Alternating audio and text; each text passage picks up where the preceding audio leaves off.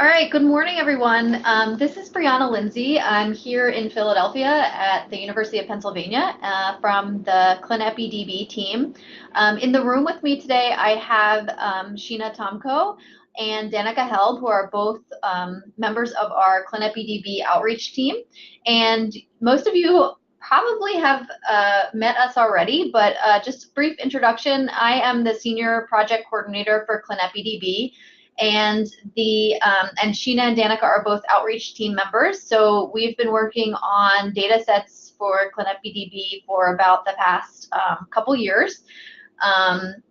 And we have been, the website launched last February, and since then we have been developing different models and different user interfaces for data access and request policies. The initial data set that we launched in February of last year, which was called PRISM. It was a malaria study. It was actually open access, so there were absolutely no data access restrictions. But we recognize that other data sets obviously may require some different levels of data access restrictions, and so we've been thinking about how we're implementing those. And the purpose of this webinar is really to give an overview of what the current access request procedures and policies are, to give everyone an update on current data providers and future data providers on what the options are for data access policies. So just jumping into the objectives of the webinar.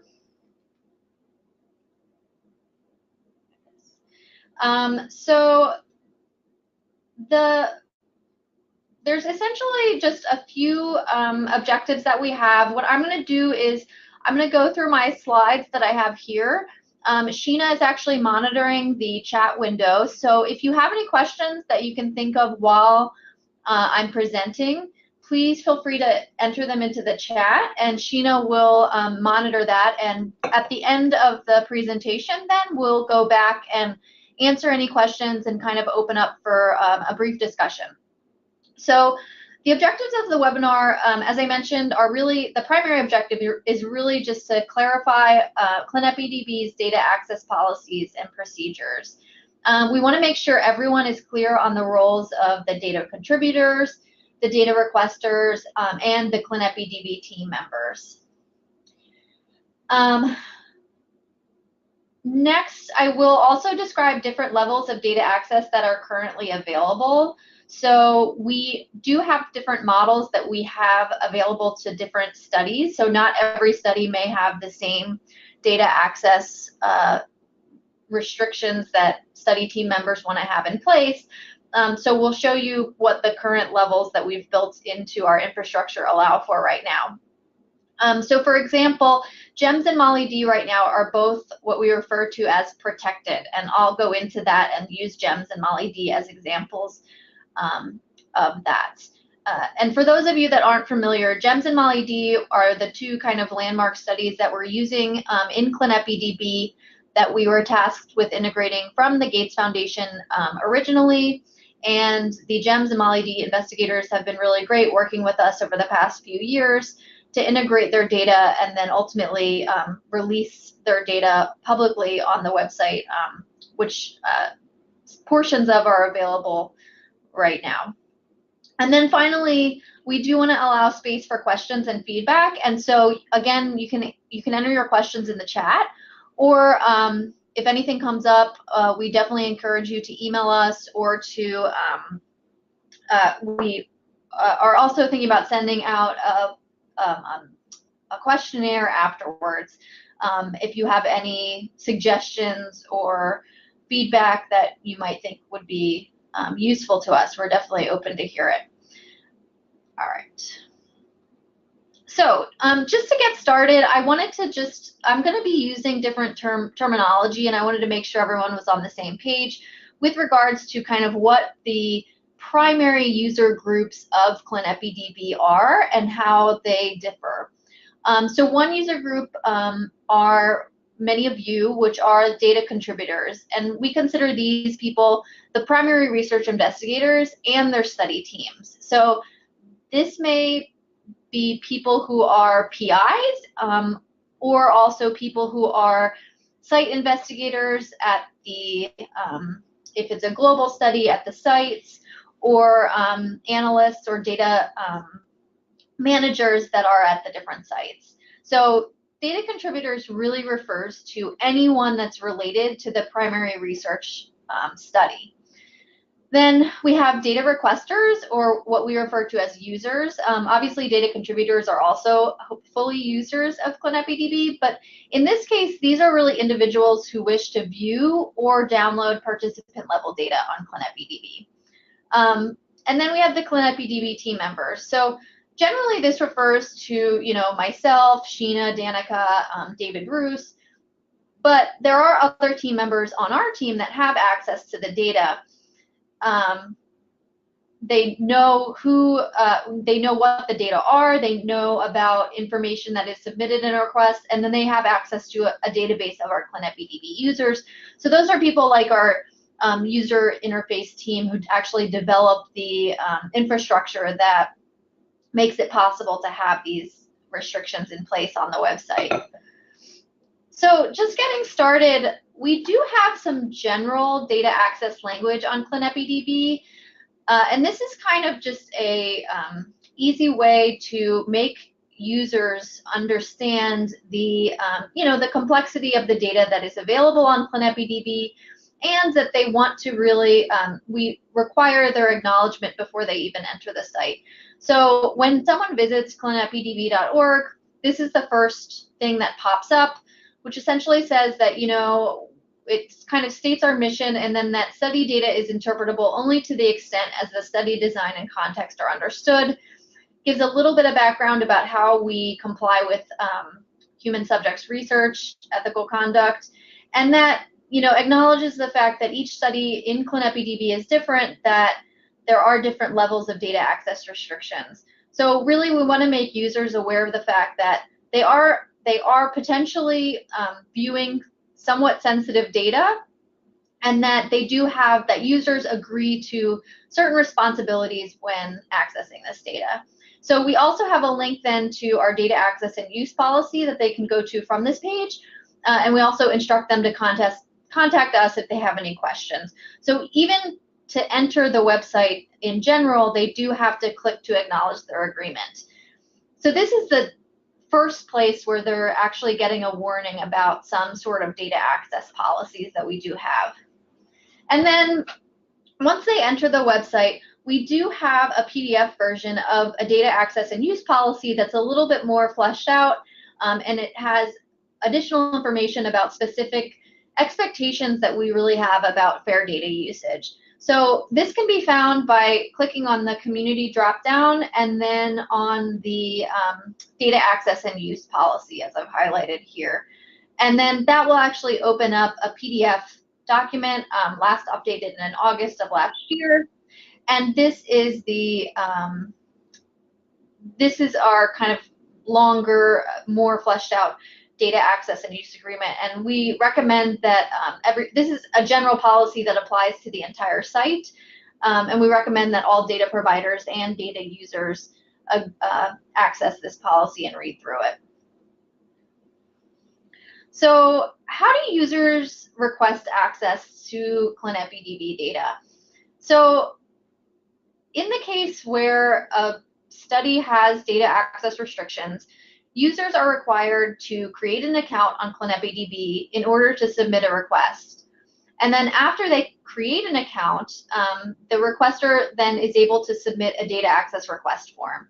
So I've just pasted the data access request for the MOLLY-D study, a screenshot of it here below. So once a user registers for ClinEpiDB, all of this information about data requests, the name, the email, and the organization will populate automatically, given that's pulled from the user account. And then there's just a very brief explanation of kind of what the data files contain, as well as some kind of reminders and just warnings that, the data need to be interpreted using the information that's also provided on the study page with regards to methodology and things like that. And then it also lets people know that some of the information that they submit using this form will be publicly accessible. And I'll get into that a little bit more as we move on. So this is just the top portion of the form, and then the bottom portion of the form is just 4 different fields that we've decided upon that are relatively general, and this is what we're currently using for MollyD and GEMS. However, this is moderately customizable per study, so we're open to kind of discussion around this for new data providers. So right now we have the fields that we have are purpose for which the data will be used, and this field will be displayed publicly upon approval. So we really do recommend that users consider this when they're filling out this portion. And then the hypothesis and research question that they may be using for the data set that they're downloading, a brief indication of their analysis plan, and then a planned dissemination of results. So this is where they can actually enter this information, and after they click submit, the data access procedure moves forward. So I just created a kind of a flow diagram of how this data access request process works. So the first thing obviously that happens is the user would visit ClinEpiDB, and then that user can create a ClinEpiDB account. And creating an account is really advantageous because it allows users to save different search strategies that they're conducting. It allows them to share different search strategies that they might have made with other people in their study group. And then it may also confer additional data access, like it may actually open up certain portions of the study to the user. I'll discuss that in a little bit in certain cases. And then after the user creates a ClinEpiDB account, then they may want to submit a data access request. And this data access request generates an automatic email to the study team. And then upon that automatic email, that actually goes to a selected group of individuals from a study team, and they should be reviewing that request by their own criteria. At ClinEpiDB, we will also review the request as it comes in. We'll also see it immediately when it comes in, and just make sure that it's, you know, not spam, that it's actually completed, it's filled out to kind of our specifications, just that it's complete and concise and it contains enough information. And then there are essentially 2 options at this point, and this is the model that we've developed for the GEMS and the MollyD investigators, but again, this may not be the model that all studies decide on moving forward. But so essentially what happens is a passive approval process. So after the user submits this email or the data access request form, we give the study team either 48 or 72 hours to review the request. And if there's no response, we don't hear any objection or no one flags any comments, then the ClinEpiDB team will manually give the user access to download the data. And so what this means is that a member of our team actually goes in, we write a little bit of code that allows the fields within the database to change so that that user then that opens up the download for that user. So it's all a manual process. Nothing's done automatically. Anytime an objection is voiced, then we wouldn't move forward on the giving user access. So in the other scenario, members of the study team may have, they may think the request is completely inappropriate, or they might want a little bit more information. The fields that they've received from the study access request form may not be sufficient, so they may want more information. And in that case, the team member should really email ClinEpiDB, and this is also indicated in that the automatic email that's generated. And then ClinEpiDB will facilitate a conversation between the user that's requesting the data and then the study team. In many cases, the user that's requesting the data has actually already talked to members of the study team about the request, and that's really kind of an ideal situation, but they may not have, and it may be a completely random request, and in that case, it's really a good idea to facilitate some communication between the two. Our role at ClinEpiDB is not to be the arbiter of who gets access to the data, but really to facilitate the whole process. We won't make data available until the study team is comfortable with the, with the person that's requesting the data. And this is the process that we've agreed to with the GEMS and the MollyD users. Other ideas that we had moving forward would be something of a more active approval process where people are required to actually sign off on the request. Obviously, this requires some more engagement by the study team, but we will see how this kind of works moving forward. So how do we at ClinEpiDB decide who becomes a data access request reviewer? So as I mentioned, when someone submits a request, an automatic email is generated to a number of people on the study team. And that email contains the information that was submitted in the data access request form. And so obviously members of the study team are interested in who's using the data, but then there may be a subset of members that are really kind of the arbiters or the people who are the points of contact who are deciding whether or not that data access request should move forward. So we really leave this in the hands of each of the study teams, and we can help facilitate this discussion, but really it's required that each study team agrees upon who should be receiving the requests and who is able to kind of voice objection or ask further questions about the data access request.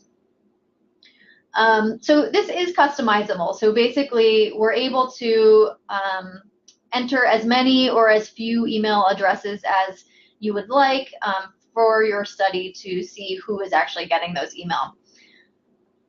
So what you need to know as a data access request reviewer, so if you have been identified as a reviewer, you should generally be aware of this prior to the data set going live. But you will automatically, as I mentioned in the slide before, you'll automatically receive emails from help@clinepidb.org. So you want to make sure that that's actually added to your contacts. So it has gone to spam before, so just make sure that you are receiving the email. And then after you receive the email, you are responsible for reviewing the request. And again, if you have no objections, no further action at this time is needed. And if you do have objection, you should reply to that data access request email with your question or concern, and then we can facilitate the contact between you and the data requester.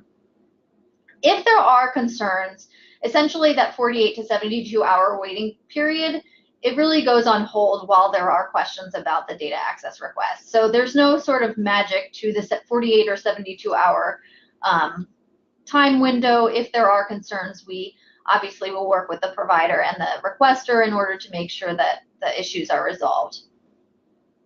So another component of this is that some information that's submitted on the form will be publicly displayed for each access request. So currently we have the requester's name, their organization, and then the purpose for which the data will be used displayed on the dataset page after the request is approved. So if you remember, the dataset page is actually where a lot of the methodological data or information is contained about the study. There's links to primary publications. There's information about the study investigators. And then you can see here, I just took a screenshot of the GEMS case control data set. And currently there's been, we had kind of a test case up here with James from UVA. He requested the data for internal QA, which is fine. He's part of the study team. And then we have another request from UC Berkeley, and they have a nice kind of brief purpose for which the data was requested. And the idea here is not that we want people to really kind of divulge their, what research they're conducting, but that there's enough information that people know how the data set is being used, but not too much information that it's, completely too transparent. But that information is always, all the information that was entered in the data access request form is always available to the study team, the primary study team.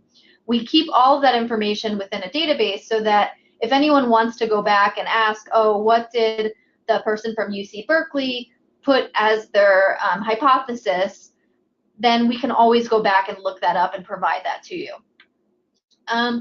So as I said, if data access request reviewers would like more information about any prior request, if they look at the dataset page and they say, hey, I don't remember that request coming through, you can always send us an email and we can provide you more information about that request. And then, so how do we track the request internally? So it's a curated process for us. We want to make sure that we don't miss any requests. We want to make sure that all requests are followed up on appropriately. And again, I said, ClinEpiDB acts as a facilitator for this process. So we really want to make sure we're tracking everything appropriately. So we use requests are tracked using our user database and then a task management system called Redmine. I just provided a screenshot of this below. This is something internal to ClinEpiDB, but you'll see as soon as a request is submitted, a task is automatically created for us in our task management system, and then that way it can't get lost. We know that it's there, and you'll see that these are the requests that we've received so far for the different studies, and that once the request is granted, then we switch the status to complete. And this system actually also allows us to enter notes about each of the requests, so we can document kind of the status of the request. If there are any objections, we can enter notes into the task and just track the history of that request. So it's a really nice system for us to be able to make sure that all of our, nothing gets missed, or that there is documentation about each request that's received. So there are actually different levels of data access. And as I mentioned, the website launched in February of last year with one data set that was publicly available, and that meant that all aspects of the site, all aspects of the data were available to anyone that wanted to access it. So users didn't even have to log in or request access in order to download the data. But we recognize that that's not the case for every study.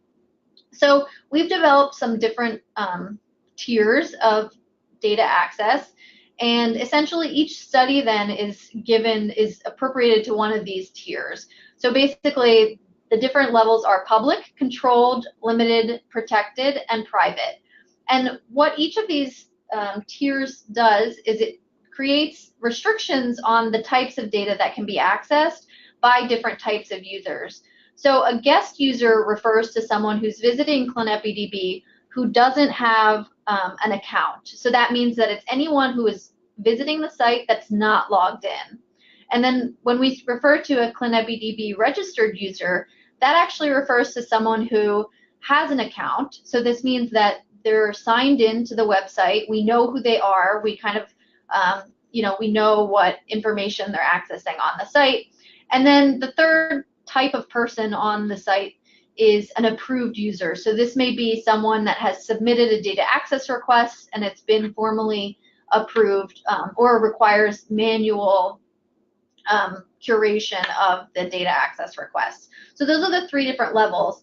And then depending on the different study, there may be assigned to a different tier. So for example, we consider the aggregate data to kind of be the least sensitive information. So this is the data that you might typically find in the primary publications, things like counts of different participant numbers, counts of different observations, and just generally avoiding participant level detail of the data. So those are kind of the two options that we have in aggregate data. So people have access then to the search page or to the Shiny analysis apps. And then where we start implementing restrictions really is on the participant level data. So within the results table, we restrict it to so that there are only one page of study results. Then there is the option of being able to see all of the results. And then there is the participant record page, which actually is one page per participant that contains all of the data about that participant. And then finally, users are able to download the data. So we then, with the different tiers of data access, we limit users. So for example, in public, there's absolutely nothing that's restricted. So all of this stuff is open to them. In controlled, if a study is controlled, the only thing that is restricted is the download. So in controlled, the only thing that needs to be happen is that someone needs to become a registered user, and then they can download the data. And then from there, it kind of goes to increasing levels of restricted access. So for the kind of model that I've been demonstrating right now with GEMS and MollyD, those studies are both protected. And so that means that users are not able to, guest users and even registered users are not able to view all of the results, so all of the rows in the results table. They're not able to access participant record pages, and they're not able to download the data. And the only way that that is allowed is if they are approved. And then we also have the kind of most restrictive level, which is private, which means that no one can access the data unless they are manually approved. So what I'm going to do then is just kind of walk through the GEMS and the MollyD example and just show you what is restricted and what's open for different users. And so again, GEMS and MollyD are both fall under the protected level, and that means that the user needs to be approved to be able to access all the participant level data. And so the what we have here then is basically I've created screenshots of the areas that are accessible to both the guest and the registered ClinEpiDB users. So when someone logs into, or when someone who is both either logged in to ClinEpiDB or just a user who comes to visit the site and hasn't logged in, they will be able to access the search page, which contains all of the, the details, what we call the search wizard, that people are able to kind of click through the data and look at different aggregate totals and filter by different variables. They're able to look at the analysis apps or the Shiny apps that we've developed, the distributions, the contingency tables, and the data summaries. And then they're also able to view the results table, but they're only allowed to view 20 rows of this table. So this is participant level information, but it's only 20 rows of the data. They're not actually able to access all of the data. And if they try and click on one of the participant records, a pop-up will come up that says that they are not allowed. So, and I'll demonstrate that here. So this is the example of the pop-up that will come up if a user tries to access an area of the site that they're not allowed to access. So for example here, I may have clicked on, I think I clicked on download data, and I wasn't logged in and I didn't have access. So a pop-up will come up that says the MollyD study has data access restrictions. Please acquire research approval in order to download the data. And it will prompt me to log in. If I hit dismiss, it will take me back to the prior page that I was trying to access. And then, so I have two options. I can either log in or submit a data access request. The submit data access request will take me to the login if I haven't done that already. So once I've logged in and if I've been approved, then these areas of the site will be available to the approved users. So essentially the results table, but it will be every single row in the participant level information. So users are then able to tab through the participant results table. They also have access to the participant record page. So for each participant that is in the study, they have access to information, subject level information about that participant.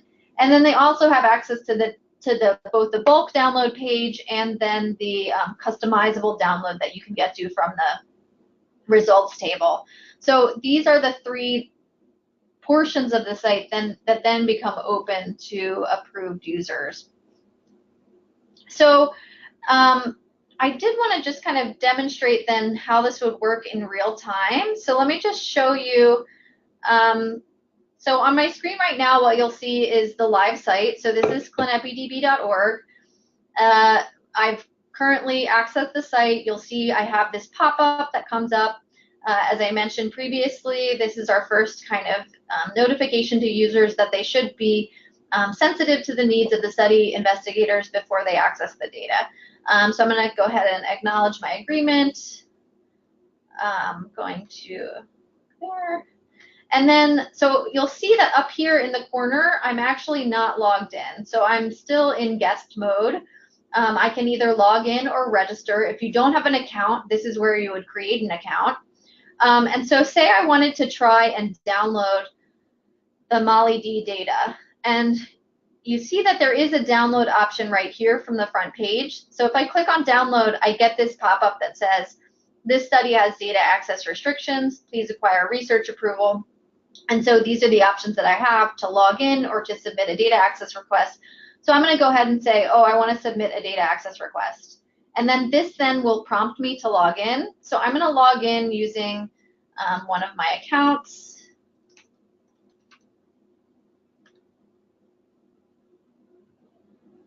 And it'll take me to the data access request form that I can then submit. So you'll see that it's already pre-populated. Since I already have an account, it's already pre-populated with my name, my contact information, and my organization.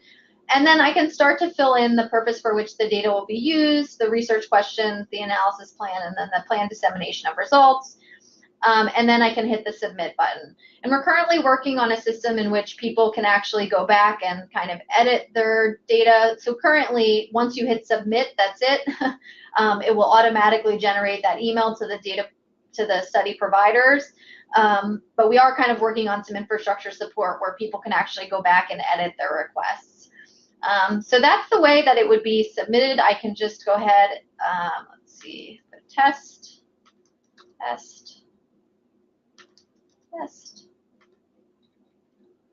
I'm actually not going to submit this because then all of the MollyD investigators will get the test. So I'm going to go ahead and not do that. But go back to my slides. So that's kind of the real life example of how everything currently works on the site for the GEMS and the MollyD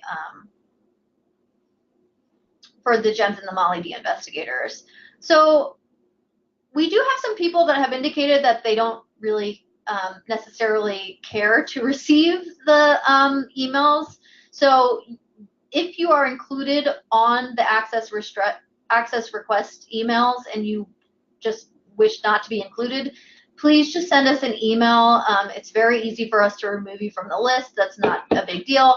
Alternatively, if you think that there's someone in your group that should be receiving an email and has not, we're also happy to add them to the list. So if there's nothing set in stone, we can add or remove people as needed. I do think that there are, we've just launched the site a year ago, so we're all constantly developing improvements or thinking about ways that we can try and help our data providers and our users in this process. So some things that we're currently thinking about are, some of our data providers have asked whether or not a user has had previous communication with the study team. So we thought that we could possibly build that into the data access request form.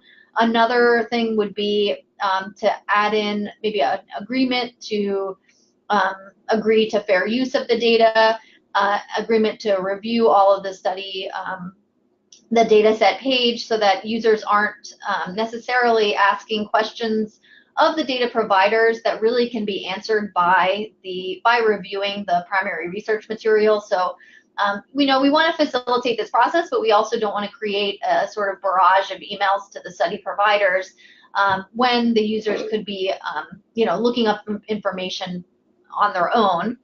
And then we are also thinking about developing a system to for complete data contributor access request management. So this means that we would be completely hands-off, and that someone from the study team would actually be assigned to a role where they actually triage and manage the requests that are coming in from the different users to, so a representative from the study team would then be responsible for all data access requests, as opposed to ClinEpiDB kind of turning the switch on the different users that are requesting access. And then the other thing we've discussed is producing access reports. So for example, not all of the study team may be paying attention to the emails that are coming in or looking at the dataset page, but we can produce reports on occasion or even potentially automatically that will allow the study team to know who has requested access in a certain period of time, and kind of what's going on with that. So that was something that we've kind of talked about. And so we're definitely open to hear what people's different suggestions or questions or any type of feedback they have about this system. And again, as I said, we can talk about it here. We have a little bit of time for questions, but then we also are more than happy to engage with you offline and follow up with you via email. We can set up phone conversations. Something to think about is that, when we're developing this system, we want to make it so that it meets the requirements of as many study teams as possible. So it needs to be somewhat generalizable. So we can't make things too specific to each study, but we want to make it so that the majority of study investigators will be happy with the system as it's implemented. So those are the types of things that we think about when we're designing the system. Additionally, the amount of kind of work that needs to go into the data access approval process. Sometimes getting emails back and forth from different providers or different users can be, a bit of a lift. So that's something that we kind of want to minimize. But we do want to make sure that everyone acknowledges agreement and reads the data access policies and understands them. So we're always open to communication. I think that's our number one.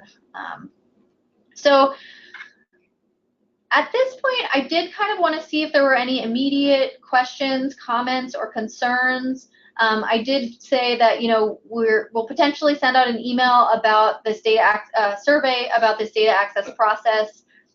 We're definitely open to suggestion. So please don't hesitate to email us. You can reach us through the Contact Us link on the website. You can talk to us through help@ClinEpiDB.org. You can email any of us individually at all of our UPenn email addresses. And I'd just like to reiterate, what I've presented here is really our system for once the data has gone live on the public site. So once it's at ClinEpiDB.org. As data providers, you should know that prior to going live on the public site, there will be an extended period of time in which the data is available on a private QA site that no one has access to except for approved study investigators.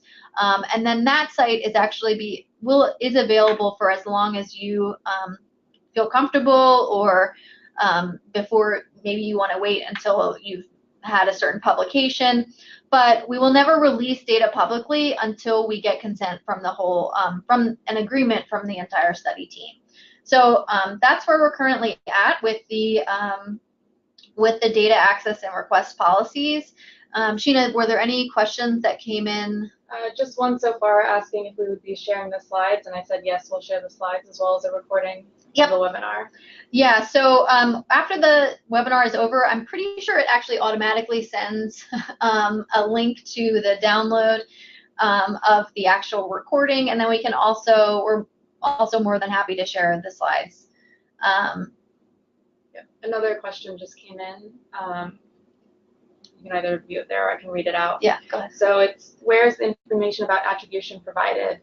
As in, how is the source of the data indicated in publications using the data provided by ClinEpiDB? Mm-hmm.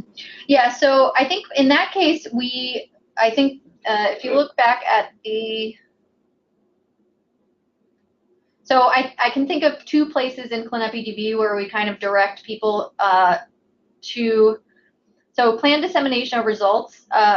In that section, ideally, individuals would indicate that they are also planning on, either contacting the study team or that they're planning on connecting with the study team in order to give proper attribution within their publication. Elsewhere within the data access use policy, we do have some language about proper attribution and what would be considered appropriate when a user requests access and when they use the data for further analysis. So we do direct the users who download to kind of what the rules are around proper attribution. So we would want them to definitely include it in their publication, and ideally actually communicate with the study team directly to clarify their use and make sure that the study team is aware of what's going on. Another question. Have all the requests thus far for GEMS and MollyD been approved? Have there been any requests for clarification or feedback of any kind from the study teams? Yeah, so I don't believe any have been. We have not received any feedback thus far from any of the people who are receiving the emails. We do know that people are receiving them, we can tell, because we can tell that they've viewed them. But we have not received any objections currently to the data access requests that have come through. I think there's probably been about, between GEMS 1 and GEMS 1A, I think there's been maybe 3 requests. And for MollyD, I think there's been maybe 4 or 5. 3 or 4. Yeah, okay. So, and again, you can always go, let's see. If you have questions about what requests have come through and you haven't actually, maybe you've missed the email or you don't remember, you can always go to the site and see. So you can see these are the ones that have come through currently for MollyD, the dates of the requests, the purpose that they've entered. So as you'll see, there's some variation on how, how I would say how sufficient this the purpose that they're putting in here is. We do kind of want to prompt them. So for example, like this, we will use this data to integrate findings across data sets. This is not, standing alone may not be the most informative information about the request, but there is always additional information within the access request form. So this standing alone may not actually be sufficient to grant access, but at any time, if you want to request additional information about it, we can always look up that user's information in the database and then send that again to you if you have additional questions. And we have actually made modifications to this purpose field in that we want to make sure that people provide enough detail, but are as concise as possible because this will be displayed publicly. So we've provided a little bit of prompt to them to make sure that they are entering enough data or entering enough information here that it's kind of appropriate. And again, I think that this is kind of a learning experience. We want to make sure that we are addressing the needs of the community. And the procedures that we currently have are not set in stone. I do think that we're welcome to feedback. If you do think that there are issues with the what's kind of been going on thus far, we're definitely happy to think about ways in which we can modify the process. So definitely open to hearing suggestions or feedback about that. One more question. Has Perch been included on ClinEpiDB to date? And if not, when will it be available? Yeah, so we're actually working with the Perch data providers we do have a kind of long process of data integration depending on the complexity of the study, and Perch is definitely a large global study that we're working on. Sheena is actually kind of in the depths of doing some of the variable mapping now. So we are in the process of integrating that and trying to get an initial data load for the data providers up within the next few months. So again, when that gets loaded, it will go to a private QA site, which will make available for all the Perch study investigators initially. And then once that is actually QA'd and the Perch providers have signed off on it, then we will push it then to the public site and with the appropriate data access procedures implemented. So there's currently no set deadline on when the Perch data will become publicly available. We basically kind of go by the when the providers feel that it's appropriate, but we are in the process of integrating it, and it will be available on the QA site within the next few months. A second question, are there costs involved in accessing data? Like monetary costs? I believe so, monetary costs. Well, yes, there's definitely resource cost. And I think that's something to consider, is that, as data providers, we definitely, or, the data providers that we work with, we totally acknowledge that this is not a resource-free, model for your time. And I really do. So when users request the data, no, there is definitely not any sort of monetary cost required to access the data. But there is, people do spend a lot of time cleaning, and data providers have sustained a sufficient effort to make this data publicly available. And there is significant kind of resource required in order to continue to make it available, as in answering questions about the data set. And we try and take as much of that off of the data provider as possible. So we will try and direct users to publications or procedures or CRFs that are available on ClinEpiDB as much as possible. So we'll try and kind of triage those requests from the data so that not every single question that comes in goes directly to the data provider. But it obviously does require some response from data providers about the study. And we kind of encourage providers to approach that the same way that they would approach any questions about their research. When you make a publication, you do provide a corresponding author email address, and that corresponding author is kind of responsible for questions that come up about the manuscript. And we want providers to really view the questions that come in about their data in a similar manner, that it's kind of their responsibility to answer questions about the data and about the study itself. But we do kind of maintain a commitment to kind of make sure that it's not an unrelenting stream of questions, and we want to help you answer those questions. There's no other questions at this time. All right, so that's great. So we will, again, I think we are more than happy to discuss with data providers. If you are a approver and you still have questions about the process, please reach out. We are more than happy to engage in conference calls or in-person meetings. We're really happy to, in any way, to help facilitate this process. Just please reach out to us and let your concerns be known, and we will really do our best to try and address those concerns. Following on this webinar, we also will be sending out a survey, and then the slides as well as the recording will be available to other people in your research groups that may not have been available to join at this time. There's one more question. All right, one more question. So the speaker said, preparing the data is and should be time consuming, so it becomes understandable. Are there any grants made available for the data providers, e.g. from the Gates Foundation, if it funded the study, to ensure that the data is analyzable?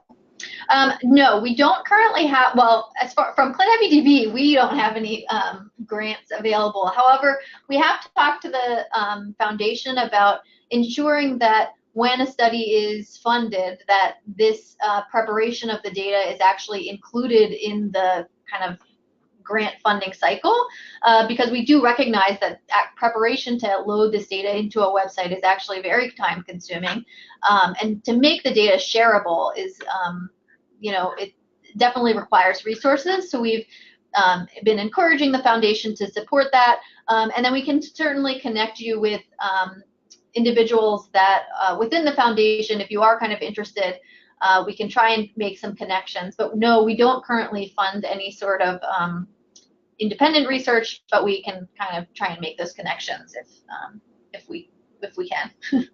Another question. What do the letters E and M on the right top corner of each study on the welcome page indicate? Good question. So if you've noticed, we actually are we're really starting to get a lot of studies. So, when we launched the website, we had one study card, and now we're starting to accumulate more and more. We'll be adding, we actually have another release this Thursday. We'll be adding another four study cards, so that's great. So the resource continues to grow. So we'll currently be implementing a way in which users can actually filter the cards that are displayed up here and search them.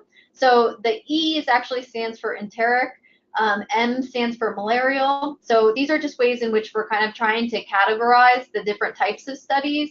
And then those buttons actually will become, in the future, integrated into the system in which users will be able to kind of query and filter the different study cards. If you have any questions about like site functionality, that's another thing that we're also obviously open to discussion about. We can always walk you through or have a webinar with your team about how to actually use the site as well and kind of best practices. All right. Oh, one more question. How should investigators, researchers acknowledge the ClinEpiDB team in their research outputs? That's a great question. So right now, we actually currently we don't have any publication yet. We are planning on submitting a manuscript at the end of this month. And at that point, that would be the appropriate thing to reference when you're writing up a paper, or if you're, presenting at a conference or anything like that. You're more than welcome to use the ClinEpiDB site in any of your presentations or any of the, figures or anything that you've made using it. So I would recommend for the time being to reference just the website in general. But then once we do get the publication out, we'll definitely make everyone aware, and then you can use that as a reference. So that would be great. All right. Any more? Okay. No. All right. Thanks, everyone, for attending. And again, if you have any questions, please feel free to reach out to us. We hope you all have a great day. Thanks. Bye-bye.